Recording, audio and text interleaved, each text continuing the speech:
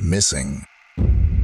My hands were trembling as I held the phone. The policeman's voice sounded calm, as if he had encountered such situations many times before. Tell me, Mr. Johnson, when was the last time you saw your son? The air in the room felt dense, and fear darkened my vision. My body struggled to remain conscious. I tried to focus to remember what had happened. My name is Sam. I'm 42 years old.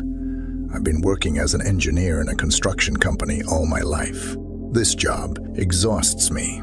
I often stay late, leaving me with little time for my family. My family consists of my wife, Emily, and my son, Tommy. We live in a countryside house near the forest. Emily is a homemaker, taking care of our son and keeping the house in order. Tommy is 12 years old, a very active child who loves playing soccer and swimming in the pool. Last year, his team won a school soccer tournament, and now it seems he wants to pursue a career as a footballer. On the last day of summer, we decided to have a picnic in the forest. The day was exceptionally warm and sunny. I remember smiling as I watched Tommy run ahead, kicking the ball with his feet, his hair glistening in the sun. My wife was smiling, feeling how happy we were. Tommy showed me his new ball skills. We were truly happy, for the last time in our lives. As evening approached, it started to get colder, and a cold fog enveloped the forest. It was getting darker, and we began to gather to head home. Tommy was playing with the ball on the lawn, not far from a dense thicket of trees. But now, due to the fog, he was no longer visible. I called out to him, but there was no answer. It was as if he had just been in front of us. I could hear the thud of the ball, and now there was only fog and silence. Tom, we called for our son, our voices trembling with fear, but in vain, as if he had never been with us. I felt a sense of alarm, my heart pounding wildly. We rushed to search for our son in the dense, foggy forest, and after an hour of fruitless searching, we decided to check if Tommy had gone home without us. He probably got lost in the picnic area and went back home. I tried to reassure my wife and myself, but he wasn't home either. He was with us in the forest just a moment ago. Then we noticed he was gone. I murmured to the officer. My throat felt dry, as if it had been filled with sand. Can you recall anything unusual? No, nothing. We were alone there. He just disappeared suddenly, before we planned to go home. The police arrived an hour later, followed by K-9 units, and a search team headed into the forest. However, the dense fog made the search difficult, and for the same reason, they told us to stay home, claiming it was too dangerous. They didn't want anyone else to get lost. They assured us that the boy likely couldn't find his way back due to the fog. They searched the area around the picnic spot, but found no trace of Tommy. The next morning, when the fog cleared, we joined the search team, along with dozens of volunteers. The search continued for 6 days, still yielding no results. Fear and anger mingled in my mind. The confusion from what had happened was driving me insane. I knew that the chances of finding Tommy alive were cut in half after the first week of searching, and almost 3 weeks had passed with no sign of our son.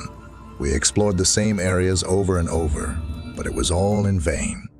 A few days after our son's disappearance, Emily had a nervous breakdown. She blamed me for inaction, saying I wasn't putting enough effort into finding our son, that I was always busy with work and couldn't protect them from harm. I felt guilty, and her pain was as intense as mine, but I had to keep myself together. Weeks passed, and Emily was on medication prescribed by a psychiatrist. She became withdrawn and silent.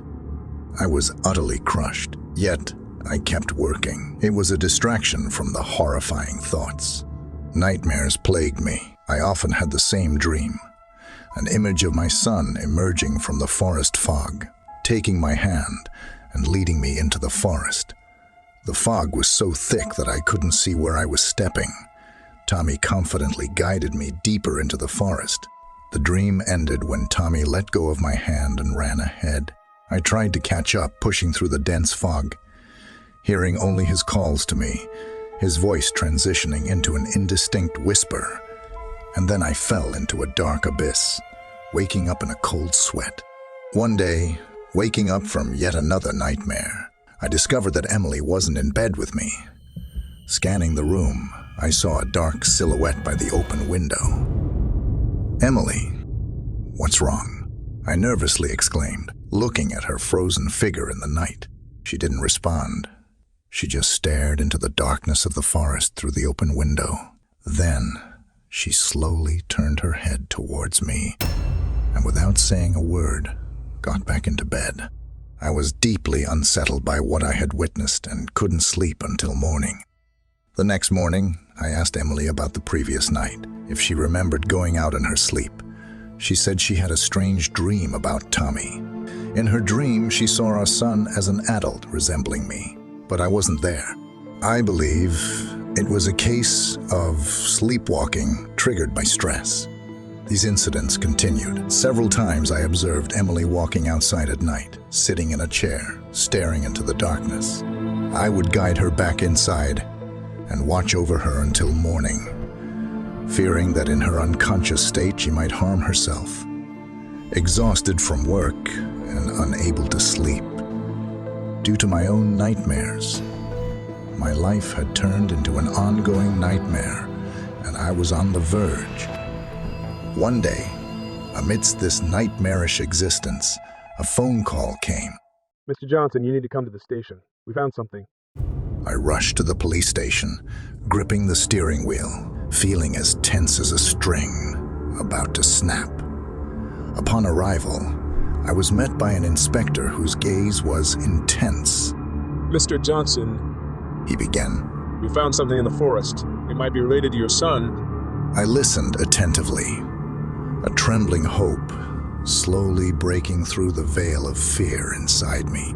We discovered this in an abandoned forester's cabin. The inspector handed me a transparent bag. Perhaps you'll recognize it. My heart raced as I examined the contents of the bag. It was Tommy's soccer ball, the very same ball he had taken with him to the forest. A whirlwind of emotions surged through me. Joy and fear entwined into a complex feeling. I couldn't believe my eyes. How could it have ended up there? This is my son's ball, I whispered, hardly believing what I was seeing. Yes, it was found in an abandoned cabin deep in the forest. The inspector confirmed. Thank you for your help. We will continue the investigation and let you know if there's any new information. After the meeting with the inspector, hope ignited within me. His ball was in the forester's cabin, which meant he was alive. He had made it there. The police had been unable to find that place for weeks. If Tommy managed to reach such a remote and inconspicuous location, maybe he was still alive. Various scenarios of what might have happened to him played out in my mind. Rationally speaking, his chances were slim, but now a faint glimmer of hope emerged. The hope that I might see my son alive again. In the evening, as the sun began to dip below the horizon, I returned to our home. Emily was sitting on the porch in a chair, lost in her thoughts. Her gaze was vacant lately. She barely ate, just sat in the chair and stared at the forest, waiting for her son's return. I took her hand, looking into eyes that had lost their spark. "The police found Tommy's ball," I said softly. "It was deep in the forest, in an abandoned cabin, but there were no other signs of Tommy there." Emily didn't react to the news. She remained as silent as ever. Nothing could bring her back to her normal state except her son's return. Days blended into nights, dreams intertwined with reality. I delved deeper into the nightmares. They wrapped around me like a web, pulling me in. One night, standing on the threshold of the abandoned house, I heard a child's laughter and the sound of a ball being kicked. It was Tommy's voice. His voice echoed from the abandoned cabin, calling me to show how he could juggle the ball with his foot. I rushed into the cabin, opened the door, and woke up in my bed. Reflecting on the dream, slowly coming back to reality, I realized that the sound of the juggling ball hadn't disappeared. It was coming from Tommy's room. Not knowing how to react to what I'd heard, I got out of bed. I think that's how people feel when they're losing their mind. I approached my son's room. The sound grew louder. I distinctly heard muted thuds. Abruptly swinging open the door and turning on the light, I saw an empty room. The window was closed. It remained exactly as it was on the last day when Tommy was there. One horrifying thing made me shudder in horror. Tommy's ball rolled out from under the bed to my feet. My body trembled with fear. On weak legs, I returned to my bedroom and locked the door. Darkness engulfed my vision, and I blacked out. The next morning, I inspected Tommy's room. There was no ball there, and nothing under the bed. Unsure of how to rationalize what had happened, I concluded that I, too, had started sleepwalking, particularly in a nightmare state. I lay on the floor in my son's room and examined his belongings. Children's books lined the shelves. His favorite was The Adventures of Huckleberry Finn. A telescope stood by the window, through which we used to gaze together, marking stars on a star map. Swimming medals and a trophy from a school soccer tournament adorned the wall. My memories of the time spent together with my son were interrupted by the sound of the doorbell. I descended the stairs and opened the door. On the porch stood Tommy.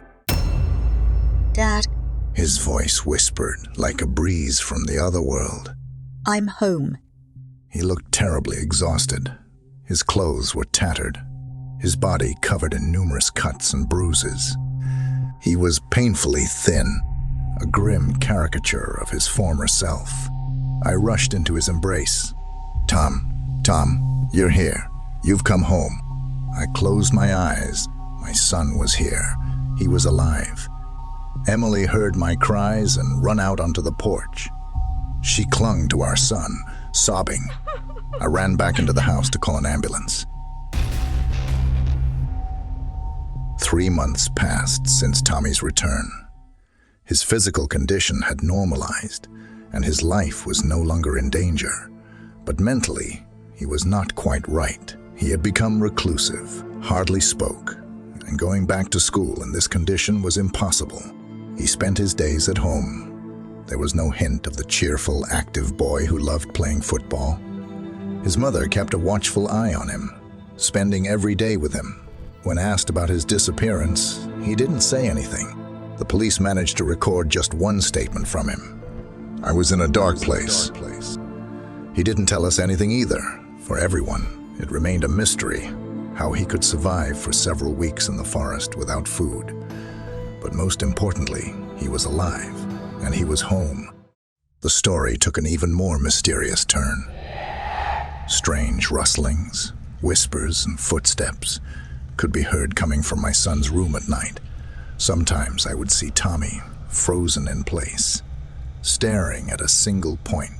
His eyes held an empty expression, as if the place he had been in had forever changed him. One day, returning from work earlier than usual, I found Tommy talking to someone in the yard, although I couldn't see the person around the corner of the house. Surprised by the fact that our usually silent son was engaged in such a conversation, I approached him. "Who are you talking to?" I called out. Tommy immediately froze, but there was no one around the corner of the house. Thinking it was merely a product of his child's imagination, I didn't pay much attention to it, although I felt a certain dread from what I had seen. Following the advice of the psychiatrist, Emily and I spent a lot of time trying to get our son's attention, engaging him in conversation. We talked both together and separately, but Tommy continued to stay silent, looking as if he was looking through us. The nightmares plagued me less often, but they were just as horrifying. Standing on the threshold of the abandoned house, I heard children's laughter and the sound of a bouncing ball. I rushed to the cabin's door, but the laughter turned into a dreadful whisper of some creatures. I opened the door and saw my son's lifeless body in the arms of a black silhouette. The figure held him out in front of itself, showing me, making me understand that my son was dead. Whispering shadows swirled around him, gaining distinct outlines, then shifting into semi-transparent dark smoke. The black silhouette was clad in a hooded cloak, resembling an unnaturally tall figure that seemed to touch the ceiling of the house. My dream was abruptly cut off, and I woke up with a racing heart and cold sweat on my forehead. Sounds similar to the frightening hisses of unknown creatures from my dream were coming from my son's room. Echoes of my nightmare greeted me in reality once again. Not having fully recovered from what I had seen, I approached the door of Tommy's room and knocked. Grave silence followed, as if my knocking had scared someone away. I opened the door. Tommy stood by the window, gazing into the forest. Just like Emily, I thought about rushing to him, but he suddenly turned sharply towards me and said, We must return to the dark place together. I felt an immense horror at what I heard. The realization that something inexplicable was happening to our family terrified me to the core. Yet, at the same time, I had no idea how to confront it. After that, my son lay down in bed as if nothing had happened. As if it wasn't him who spoke those chilling words through his lips. Something else had spoken and left him.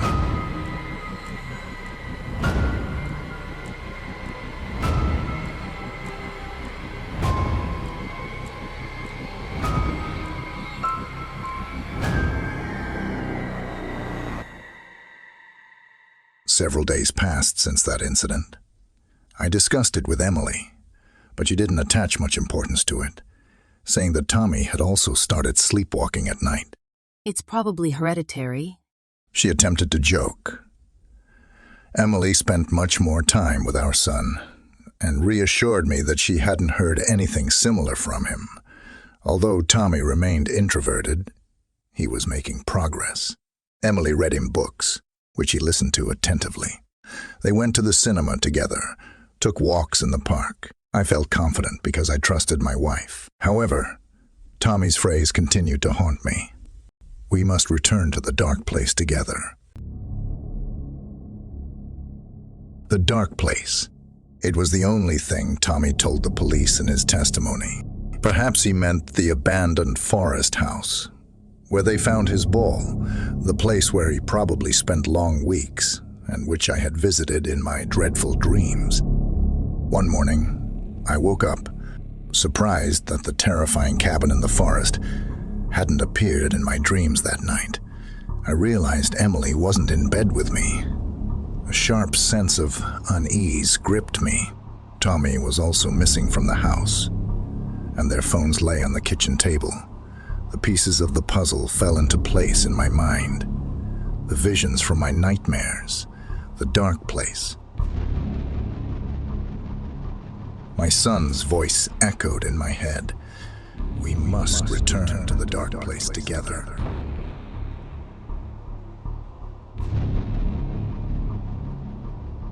Tommy, or whatever had now taken him, led Emily into the forest. She had lied to me, not telling me about the cabin. She wanted to protect me from understanding what our son had become. I realized that only one thing could shed light on the story. I needed to find the forest cabin.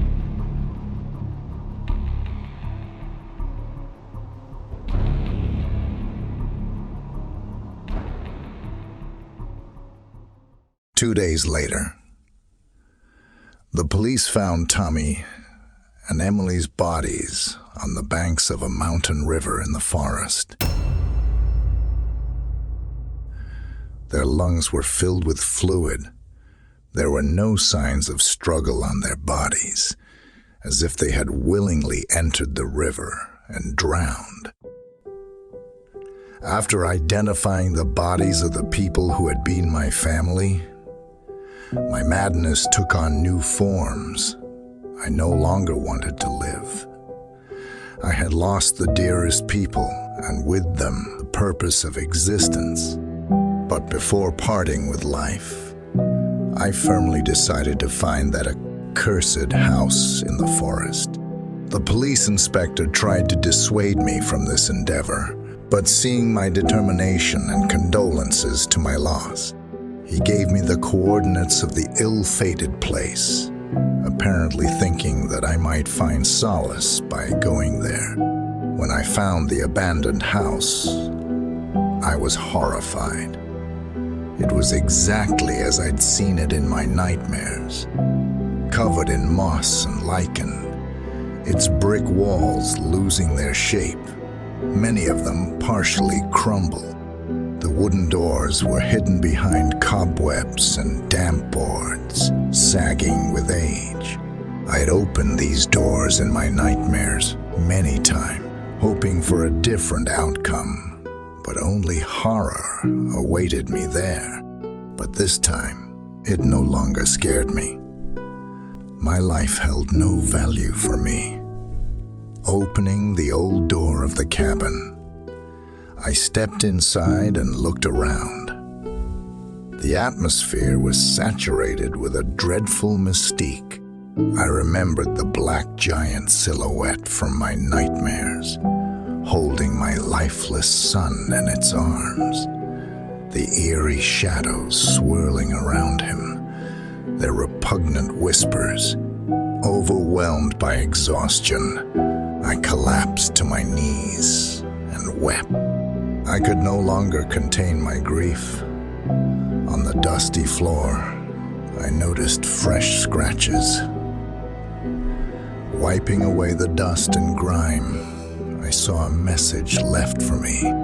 "Dad, you must come to the dark place with us. Now you know how to get there."